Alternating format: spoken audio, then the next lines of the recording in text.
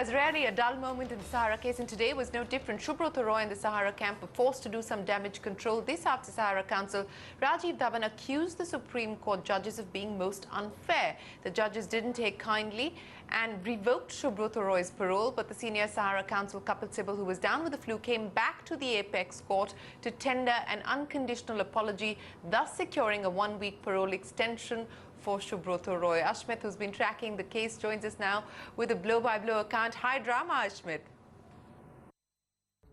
It's never a dull day in the Sahara hearing, and today was anything but. What began with a simple prayer from Subrata Roy seeking the extension of his parole, which is due to expire today, ended up with the Chief Justice of India seeking to put Subrata Roy Sahara behind bars. Now, there are three key developments that need to be spoken of. First up, Rajiv Dhawan, the senior advocate appearing for Subrata Roy, took the floor of the apex court, where he sought a simple adjournment, seeking a simple extension of the parole. Meanwhile, SEBI made public concerns about the viability of the fundraising plan.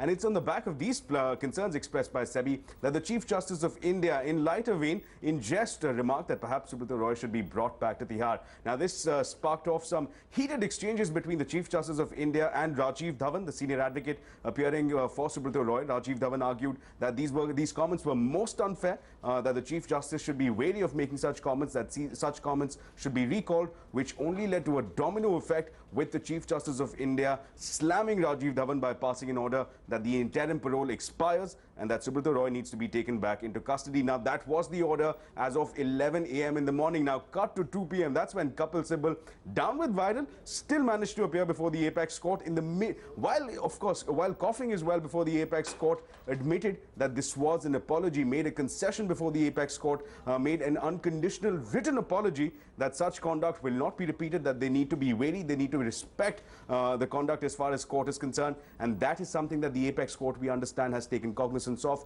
but not without a few parting shots. The apex court did observe that the lawyers should not try to browbeat the apex court, that they should be conducting themselves in a manner appropriate for the apex court. And finally, what we have is that the apex court has watered down its earlier ruling. What the Supreme Court has said, it hasn't extended the parole. What it has done is allowed Subrata Roy a week's time to surrender before the jail authorities. But what's important is that on Wednesday, it will take up Subrata Roy's application for extension of the parole. Back to you.